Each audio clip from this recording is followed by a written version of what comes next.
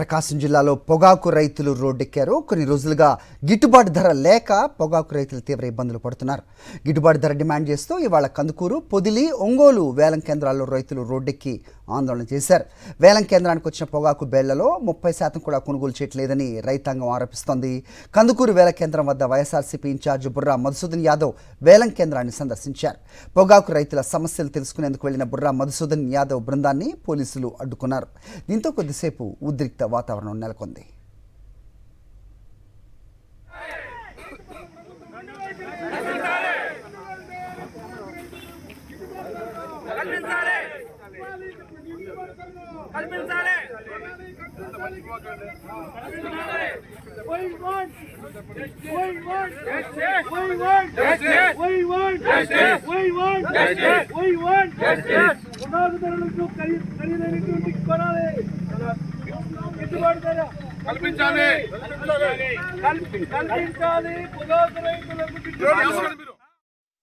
వాళ్ళకి గిట్టుబాటు ధర కల్పించాలని చెప్పి మాట్లాడదామని వస్తే 7 గంటలకే స్టార్ట్ చేసి 7:45, 8 గంటల లోపు బోట్ క్లోజ్ చేశారు.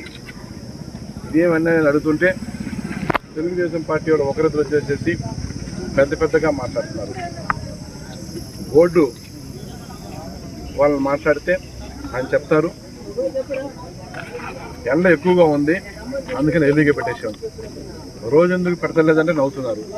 ఒకటే మేము అడుగుతున్నాం, తెలుగుదేశం పార్టీ అధికారంలోకి వచ్చిన తర్వాత ఈ 2 సంవత్సరాల కాలంలో ఇది 2వ సారి వచ్చాను రైతులు న్యాయం చేయండి అని చెప్పేసి.